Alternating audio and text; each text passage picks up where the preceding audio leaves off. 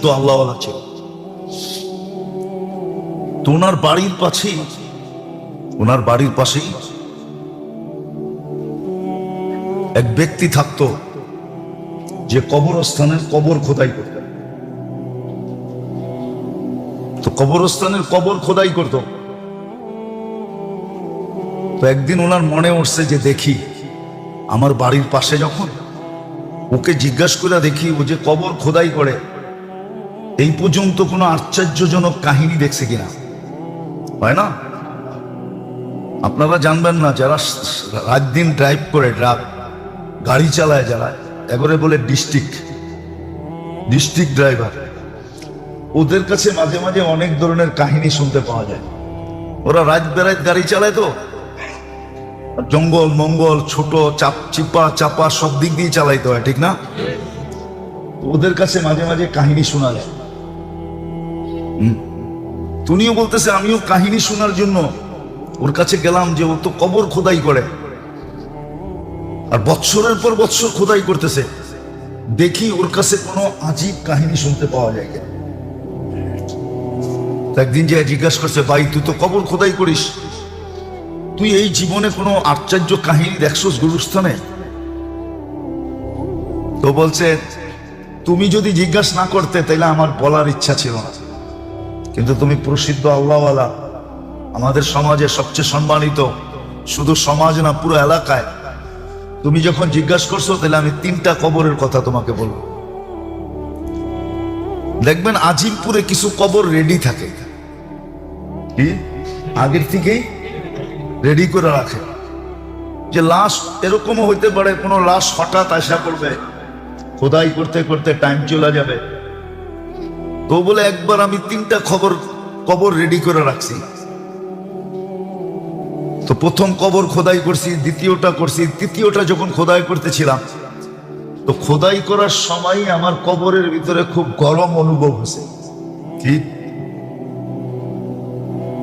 বলে ভাবছি কবর খোদাই করতেছি এই জন্য বুঝি, কিন্তু না, দেখতেছি যে কবরের ভিতরেই কেমন জানি একটা গরম গরম ভাব।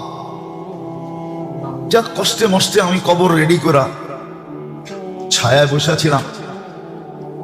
হঠাৎ দেখলাম উপর থেকে 2 জন লোক আসলো। উপর থেকে সাদা পোশাক পরিহিত, পাগড়ি পরিহিত। আমি কিন্তু কিস্সা কাহিনীতে তেমন অভ্যস্ত না, আমার বয়ানে তেমন কিস্সা কাহিনী নাই, কিন্তু কিছু কিস্সা কাহিনী খুব কি বিশ্বস্ত দেখা বলতেছি। বলে দেখলাম 2 জন আসলো। প্রথম কবরের কাছে দাঁড়ায় একজন জিজ্ঞাসা করলো, কি লিখবো? তো বললো যে চতুর্দিকে লেখো, চতুর্দিকে 12 মাইল, চতুর্দিকে 12 মাইল, এদিকেও 12 মাইল, এদিকেও 12 মাইল, এদিকেও 12 মাইল, এদিকেও 12 মাইল। বলে দ্বিতীয় কবরের কাছে আসলো, আচ্ছা বললো কি লিখবো? বলে যেই পর্যন্ত চোখের দৃষ্টিশক্তি যায়, চতুর্দিকে। বলে ওই তৃতীয় কবরের কাছে আসলো, আচ্ছা বলবো কি লিখবো? তো আঙ্গুল দিয়া দেখাইলো, 2 আঙ্গুলের মধ্যখানে যতটুকু ফাঁক, এতটুকু জায়গা লেখো, এতটুকু জায়গা। এই জন্য হাদিসে আছে, কারো কারো কবর ডাইন দিক থেকেও চাপ দিবে, বাম দিক থেকেও চাপ দিয়া কাগজ বানায় রাখবে, কাগজ। শুধু 2 দিক থেকে চাপ দিবে না, মাথার দিক থেকেও দিবে, পায়ের দিক থেকেও দিবে। বলে তারপরে 2 জন চলে গেল। আমি অপেক্ষায় ছিলাম যে কবর তো রেডি করছি, আমার কাছ থেকে কিনবে। বলে প্রথম লাশটা যখন আসলো, প্রথমটা আসলো, কবর দেখলো, আমার কাছ থেকে কবরটা নিয়ে নিল। কিন্তু ওইখানে লোকজন বেশি ছিল না, লোকজন বেশি ছিল না। খাট উঠানের 4 জন আর 1-2 জন লোক লগে ছিল।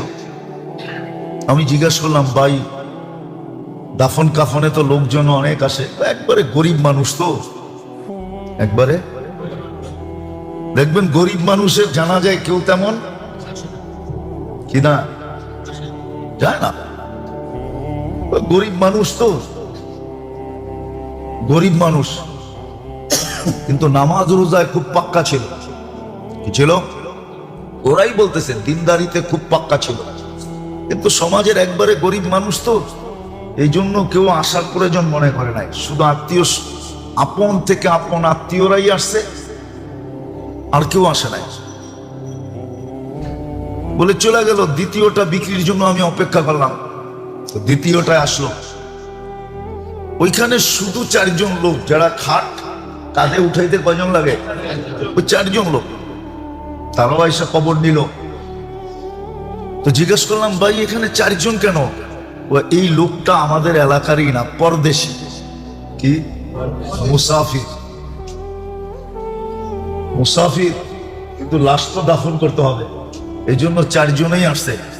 আর মুসাফির ও পরদেশীও এরকম যে এর কাফন দাফনের ব্যবস্থার জন্য চান্দা করতে হয়েছে। আমরা কিন্তু চান্দার মাধ্যমে তোমার থেকে কবর নিলাম, এই জন্য কেউ আর আসার প্রয়োজন মনে করে না। আমাদের 4 জনকেই পাঠায় দিয়েছে। পরদেশী, সফর অবস্থায় মারা গেছে। আর সফর অবস্থার মউত মুসলমানের জন্য শাহাদতের মউত। বলে আমি অপেক্ষায় ছিলাম তৃতীয় কবরটা বিক্রি হোক। বলে তৃতীয়টার সময় যখন দেখলাম, তো দেখলাম যে লোক আর লোকে লোকারণ্য একটা লাশ নিয়ে আসতেছে। লোকে লোকারণ্য, লোকে লোকারণ্য। ওই যার জায়গা দেখাইছে এতটুক, কতটুক? এতটুক। তো আমি জিজ্ঞেস করলাম, ওটা মহিলার লাশ ছিল। জিজ্ঞাসা করলাম উনি কে? ও আমাদের এলাকার সম্ভ্রান্ত ব্যক্তির স্ত্রী।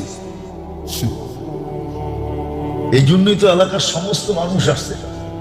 এলাকার কি সম্ভ্রান্ত ব্যক্তি, এই জন্যই তো সবাই ভাঙ্গা পড়ছে, এত লোক। কিন্তু আমি মনে মনে ভাবতেছিলাম, জিজ্ঞাসা করলাম এক আমল কিরকম ছিল? বলল সম্ভ্রান্ত ব্যক্তির স্ত্রী, সম্ভ্রান্ত ভাবেই চলতো।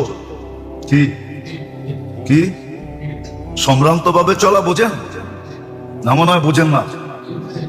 কি কি বোঝেন? যেমন আজকে সম্ভ্রান্তরা চলে, এরকমই চলে, ঠিক না? এটাকেই ফ্যাশন মনে করে, এটাকেই কি মনে করে? খোলা মনের মানুষ মনে করে, কালচার, কত শব্দই তো আছে, ঠিক না? তো বলে কবর দিয়ে চলে গেল। তো আল্লাহওয়ালাকে বলতেছিল যে আমার জীবনে এই 3টা কবর আমি আমার স্বচক্ষে দেখছি।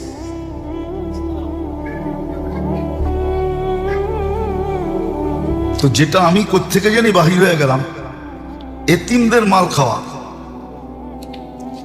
এরকম গীবত করা, এরকম শরাব যারা পান করে তাদের, এরকম যারা গান বাদ্যে অভ্যস্ত, এদের তো দেখাইছেন। যারা এটাও দেখাইছেন যারা মানুষকে অহেতুক হত্যা করে, কারণ ছাড়া অনর্থক হত্যা করে। এটাও দেখাইছেন মা বাবার নাফরমানি করলে কি হয়। তো এরকম 100টা আল্লাহর রাসূলকে দেখাইছেন। আর দেখানোর কারণ এটাই ছিল যে আপনার উম্মতকে আমি যে মর্যাদা দিছি, তাদেরকে যা বললেন মর্যাদা যেন অক্ষুণ্ণ থাকে, এটার ভিতরে যেন দাগ না লাগে, কেউ যেন আঙ্গুল না উঠাইতে পারে, এরা যেন মোটা মোটা, যেমন আমি আগেও বলছি এখনো বলতেছি, যদিও রজব শেষ হয়ে গেছে, আল্লাহ কিন্তু এই উম্মতকে 4 মাস গুনাহ না করতে বলছিলেন।